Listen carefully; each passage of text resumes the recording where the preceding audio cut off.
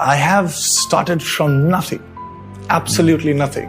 It's not even zero, it's like minus because I was doing something else. There was a momentum to become an engineer, and suddenly I discovered this thing that I really like, and I start doing it. I started off as being this very shy and introvert kid because I was the youngest in my family, very pampered. I didn't know how to deal with people when I used to step out. So any sort of acknowledgement meant a lot. Money was always a differentiator in my life. So the money and any sort of acknowledgement were two big differentiators. And I was told that if you get these two, you will be successful. And I cleared all these engineering entrance exams, and I was studying, and I was just aware of what was happening. And I felt that, okay, this is not something, it's not giving me that high because it's boring.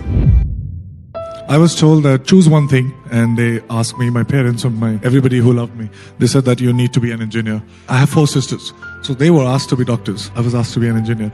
And if we were good at what we were doing, we were expected to sit for civil services. And that was the thing. After clearing such tough engineering entrance exams, when I went to that college, I found that there were no girls. And I was like, I felt cheated. I was like, okay, this is not what it is. Because they told me that work hard, be an engineer, and marry a nice girl, and that's what will happen.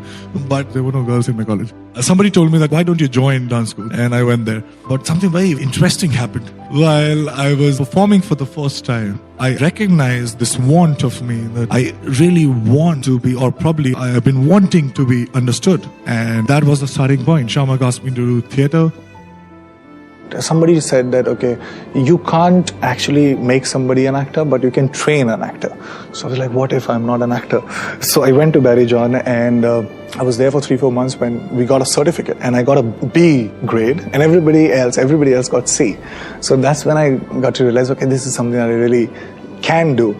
Also because, I could hide behind all these interesting characters. I could say things that I really want to say. But at the same time, I can tell people that, oh, this is not me. This is the character. I was like, okay, this is something that I really want to do. Even if I don't get paid for it, I'll still do it.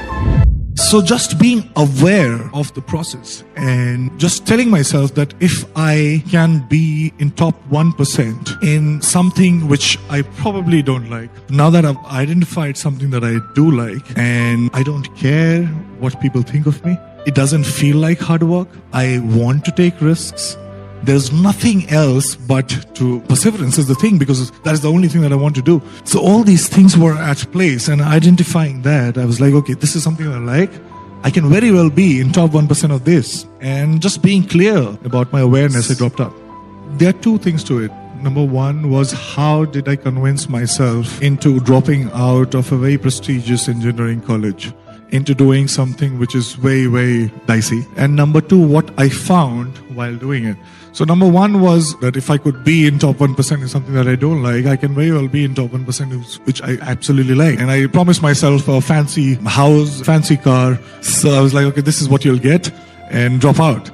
And just 6 to 8 months away from getting myself a degree, I dropped out because I thought that it will be a better state to be in if I don't have a plan B. Because I won't be thinking that if nothing happens, I'll go back to this. I perform better when I don't know that there is plan B.